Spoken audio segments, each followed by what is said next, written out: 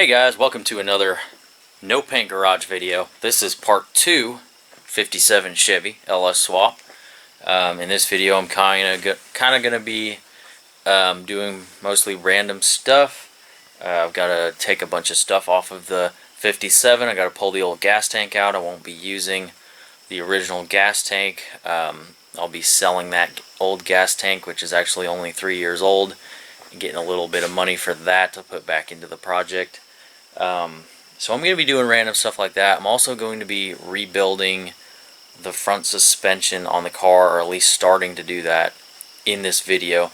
Now that cost won't go on top of the LS Swap cost. That's a separate thing that doesn't count as the LS Swap expense. So you won't see that cost, but I will be showing that in the video. I gotta replace the control arms. I'm going to be replacing the the idler arm, and I'm going to be putting a heavy-duty sway bar on the car, which should really improve the handling. Now, I was going to go ahead and do a full-on power steering conversion. I talked about that in the last video. It's a little bit more in-depth than I thought. I actually have to change the steering column on the car, which is an extra expense that I did not want to put into it at this moment. And the gearbox is another additional cost, so I'm looking at over $1,000 just to do that power steering, which at this moment is kind of out of the budget. I haven't really budgeted that in, but I am buying all the parts to rebuild the front suspension so the car is safe, and later on down the road I might do that power steering conversion, most likely. I do have a bracket that I built, not really built, but trimmed. I'll show you. This right here is a bracket and a belt and an idler pulley that basically deletes the power steering pump on a LS engine. So I will be using that. That was on the 56 Buick before I did the power steering conversion on that car. Greg Van 5057 asked, any idea when I'll get my shop fixed up? You can see that behind me here. A tree fell on it about a year ago during a tornado. Well, not really sure when I'm going to fix it yet. Hopefully soon. Just haven't had time to dig into it. But basically, I'm going to be rebuilding the back half of this. I've got to take down this back corner. Actually, this whole back side. The front side is okay. This side got totally destroyed.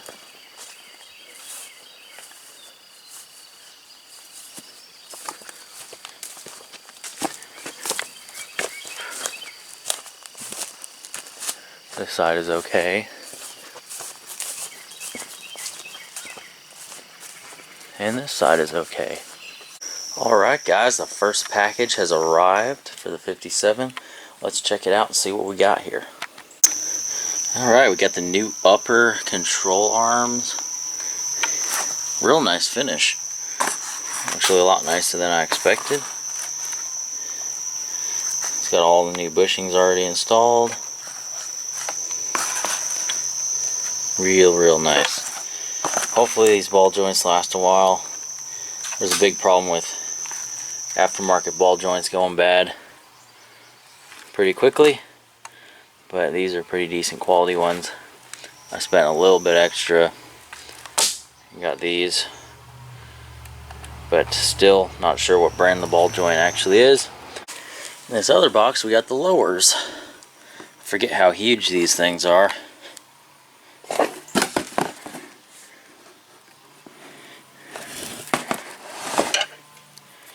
It's even labeled passenger side.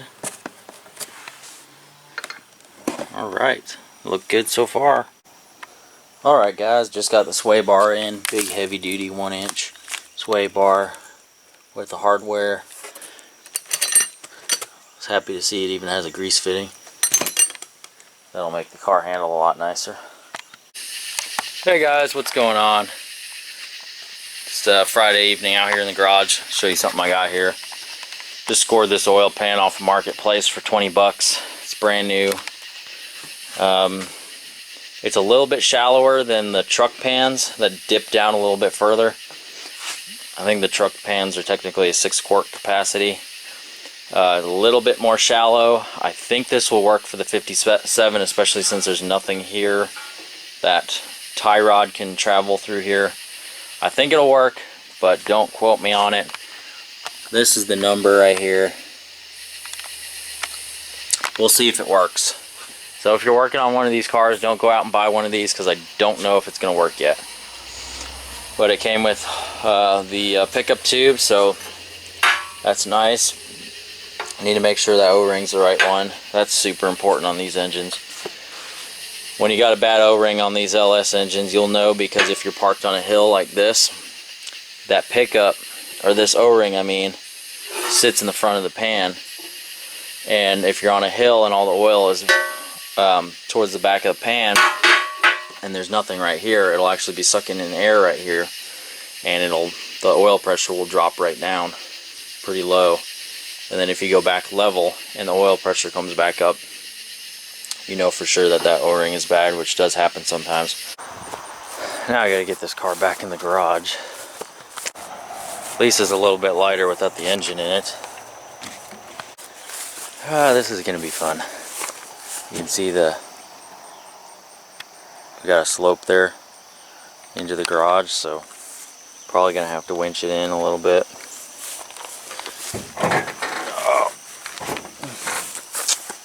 Oh, wow, this thing's heavy. Why aren't you guys helping? Seriously, expect me to push this car all by myself? Can't get decent help these days. There it goes. A little morning workout. Oh, went a little bit too far. At least there's a berm right here. Don't want to go down there, that's for sure. Alright. I gotta crank her the other way. I'm trying to get it in there backwards. Next order of business is to drop this gas tank out of it. I will be using a baffled tank designed for LS swaps. So if anybody needs a 57 Chevy gas tank that's only 3 years old, actually 2 years old, let me know. I'll sell it to you for a reasonable price. Time to work smarter. Alright, let's see what this thing can do.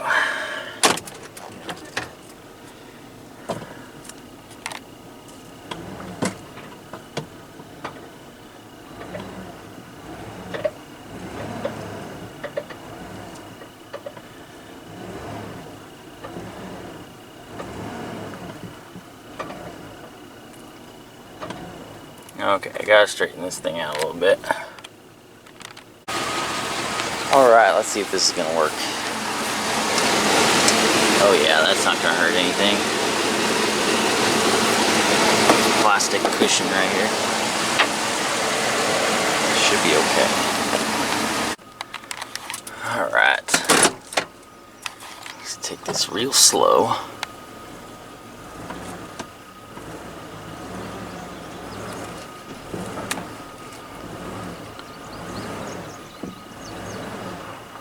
Okay. Oh, that didn't sound good.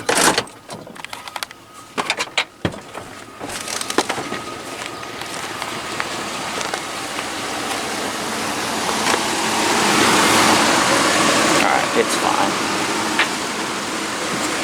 Just gonna have to cut it sharp now.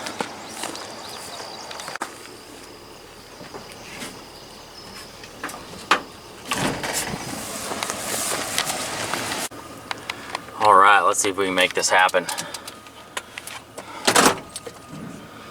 Got it almost all the way in there. This has been a painfully slow process, let me tell you. What I need to do is build like a big rubber bumper that I can just put in a trailer receiver hitch to push stuff around. Ooh, that didn't sound good. I do have a tractor, but there's just so much I can do with that. It's kind of big and bulky, and it damages stuff more easily.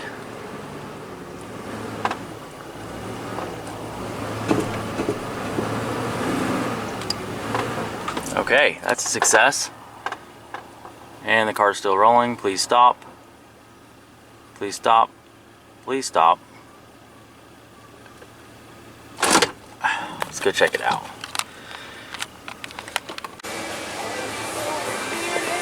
Okay, well that's one way to do it. I have successfully got the car inside. Now it's time to jack it up and drop that gas tank.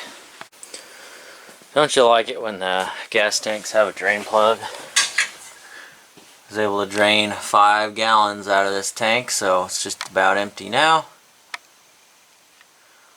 That'll make it a whole lot easier to get this thing out of here. Alright, the gas tank is out. I covered up the fittings and the holes so that the mud daubers don't get in there. They've been really bad this year. Already took some pictures of this, gonna post it up on the marketplace. Alright, it is now time to start tearing into the front suspension. Think I have enough jack stands going on here? I probably do. I may throw a couple more under there just for extra security. Kidding. I think 6 jack stands is plenty adequate. I got the front end off the ground, ready to start tearing into this. I have a lot of brackets on this car I need to cut off and get rid of. Like this right here. Little pivot ball for the Z-bar. These things need to go right here. They're going to be in the way of my exhaust. There's a lot of work just in that by itself, but I'm not going to do that right now. That doesn't sound very fun, getting under there with a grinder and a sawzall. I'm going to do something a little more exhilarating and tear into the front suspension. I do need to pull the clutch out, clutch pedal and the gas pedal out of here. The pedal I'll be using is the drive-by-wire pedal out of the truck, so I won't need that one that's in there. Alright guys, got the tie rod off, we got the brake caliper off, shock is out, and I've been working on this custom made spring compressor right here. Basically it just consists of a 1/2 inch piece of all thread and a loop at the end that I welded completely up so it can't get stretched out, and then I just cut out a grade 8 bolt right there, welded it across, made this little box right here. That way this can pivot like so when it's compressing the spring. This is going to go underneath the control arm, and then this goes up through where the shock goes, and I just have to tighten those bolts. I think I'm missing a piece though. I think instead of these nuts I need to have one of those up top, and then maybe even get a bearing to put between these washers. It'll make it go smoother. So I'm still working on this, but I think it's gonna work. Alright, the homemade spring compressor is a success so far. See, I got it threaded through the top here. Tightened it up. I used the jack as a safety and tightened it up. Got the top ball joint popped loose. Now I just have to loosen up the spring compressor and lower the jack. I should be able to get this spring out of here. Alright, the homemade spring compressor has been a big success. Here's the old spring. I've got some 1.5 inch lowering springs I'm going to be putting in it once those come in the mail. Alright, I got the spindle off. That part's going to be reused. There's the old junk over there. Threw some primer on here. Throw a little bit of black on there. I know this is no paint garage, but I like to paint stuff like that. Just not the outside of the car. Gotta love patina. Alright, I'm tearing into the passenger side now, and I just got my lowering springs in the mail. These are from CPP 1.5 inch lowering springs. I don't want to make this car too low because I'm going to be using it quite a lot. I'm even going to put a trailer hitch on it. I'm going to be pulling a small utility trailer for odds and ends and stuff like that. So I don't want it to be impractical, but I want it to have a better stance, so this should do the job. Alright guys, the other side's completely tore apart. Just got a fresh coat of Rust-Oleum on there. So, just about ready to start reassembling. This is probably going to be the last video of part 2. Now this is not really LS Swap related, but I'm still going to put it in the same series. Appreciate all you guys watching. Stay tuned, there'll be lots more. And maybe I can be a little bit of motivation for some of those stalled projects. So, get out there, get to work. Even small progress can go a long way, just a little bit of progress every day. Get your project back on the road. And quit worrying about paint. Just get it mechanically sound and get it out there. See ya.